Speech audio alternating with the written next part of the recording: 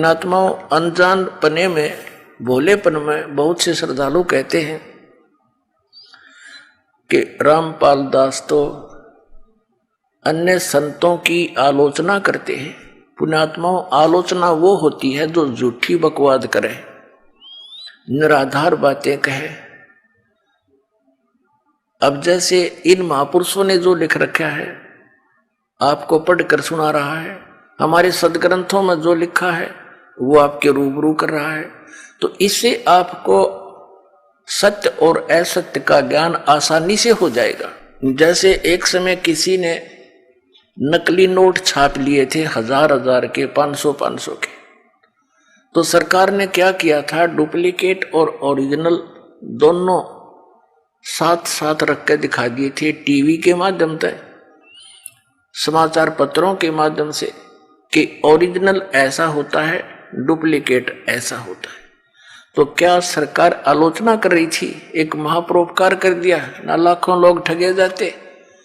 उनका ईसा गरीब व्यक्ति के पास 10-20 हजार रुपये होते हैं, वो नकली होते, तो वो तो रो रो कर टक्कर मारता।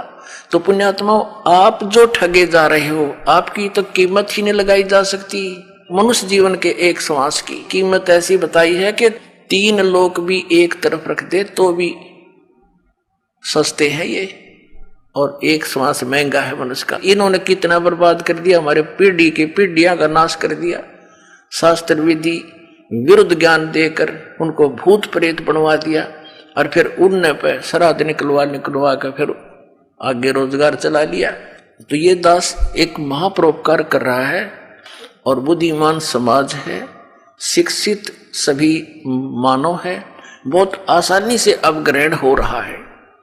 अगर 150 वर्ष पहले ये कोई शब्द बोल देता तो उद्मस्त करवा देते, ये नकली धर्मगुरु, ये डुप्लीकेट ज्ञान वाले। तो पुण्यात्माओं, आपका सौभाग्य है कि आप तक सच्चाई पहुंच रही है हमारे सदग्रंथों की। अब आपके समक्ष इनकी वे ऑफ वर्शिप दिखाते हैं। आदि शंकराचार्य जी ने कौन सी भक्ति बताई है। एक तो यह बता दी श्री शिव और कृष्ण और विष्णु की भक्ति करो, श्री शिव जी की भक्ति करो, गीता का पाठ करो। फिर ये क्या बताते हैं, प्रातः उठ के, ये देखिएगा एक और दिखाते हैं बीच में इनकी कलाबाजी देखिए 69 पे, आत्मबोध में माया उपाधि वाले चेतन को ईश्वर कहते हैं, और इस प्रकार उपाधि भेद से जीव ईश्वर भेद दृष्टि जब तक रहती है तब तक जन्म मरण आदि रूप संसार निवृत्त नहीं होता। इसलिए जीव ईश्वर में अभेद दृष्टि होनी चाहिए, यानी जीव और ईश्वर एक है। हो गया क्लियर? जीव ही ब्रह्म है, जीव ही ईश्वर है, यह कसर रही थी। अब 51 पृष्ठ पर आते हैं, ये देखिएगा 51 पृष्ठ पे इनकी पूजा क्या है। यह संपूर्ण जगत अदृश्य भाव रूप चेतन में है। इस प्रकार बुद्धिमान पुरुष सावधान होकर नित्य प्रति अपने आत्मा का ब्रह्म भाव से चिंतन करे। अब क्या है इनका स्मरण, कि अपनी आत्मा को ही परमात्मा जान के इसका ध्यान करे। ठीक। अब फिर इन्होंने और भक्ति विधि बताई है 47 पृष्ठ पे। 47 पृष्ठ पर भक्ति विधि बताई है। इस चित्त को सभी ओर से खींचकर निर्विशेष आत्मा रूप में प्रतिष्ठित कर देने को समाधि कहते हैं। बस अपने चित्त को खींच के आत्म स्वरूप में प्रतिष्ठित कर ले कि मैं ही भगवान हूं, नो मान ले, यह समाधि होगी इनकी। इनका कहने का तात्पर्य यह है कि यदि किसी पर कोई दुख, रोग आदि का आक्रमण हो तो ये मान ले कि मैं शरीर नहीं हूं, ये दुख मुझे नहीं हो रहा, मैं तो आत्मा हूं। बताया कोई बात हो इनकी? पुण्यात्मा, एक समय ये दास, यहां हरियाणा के अंदर एक गांव है पिंडारा, और उस पिंडारा गांव के ऊपर एक तीर्थ है इनका, जहां अमावस्या के दिन स्नान करते हैं लोग। तो वहां एक दो घीसापंथी आश्रम है, दो संतों के।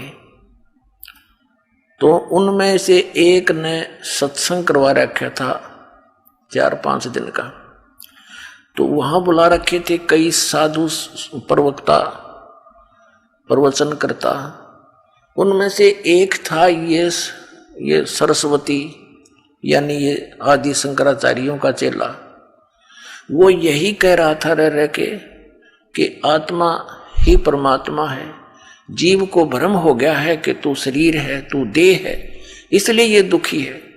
और प्रवचन करे, बड़ी बड़ी बातें बना और कथा सुनावे। तो दूसरे जो वक्ता थे उसके साथ बैठे थे, उनकी बना रखी थी एक बैठने की तख्त डालकर स्टेज सी, श्रोता नीचे बैठे सुन रहे थे। तो अन्य वक्ता बड़े अपने आप को उससे डिप्रेस समझ रहे थे और श्रोता भी उसकी बातों को सुनकर ऐसे ताली पीट रहे थे कि वो क्या बताता है कि एक समय मैं चला जा रहा था, रास्ते में एक व्यक्ति बहुत दुखी था, पीड़ा से कराह रहा था। मैंने उसको बताया कि तू शरीर नहीं है, तू तो आत्मा है, आत्मा निर्लेप है, निराकार है, उस पर ये विकार नहीं होते, दुख सुख उसको होता ही नहीं। अरे भोले मानव, तो क्यों दुख पा रहा है, तो केवल भ्रम में दुखी है। और वो क्या कहता है कि उसी से में उसको आत्मबोध हो गया, उसको पीड़ा रही नहीं, परमात्मा 2 मिनट में समझ में। ये है आत्मबोध और ये है तत्व ज्ञान। अब इस तरह वो कहता रहा। जैसे अगले दिन सत्संग समापन होना था, उससे पहले वाली रात्रि में वो नए प्रवचन करके उठ गया। रात के 12-1-1:30 बजे से उसका पेट में दर्द हो गया और इतनी बुरी तरह हो गया न, चिल्लावट डांगर की तरह, पशु की तरह। वो जितने भी भगतजन विश्राम कर रहे थे सब उठ कर आगे, वो वक्ता भी 2 दूसरे कमरों में थे, वो भी आगे। तो पता चला कि उस काशी विद्यापीठ के पढ़े हुए सरस्वती का पेट में दर्द हो गया। दूसरे आश्रम से गाड़ी लाए, गाड़ी में डालकर बैठाकर उसको ले गए जींद शहर में, 2-2.5 किलोमीटर दूरी पर है।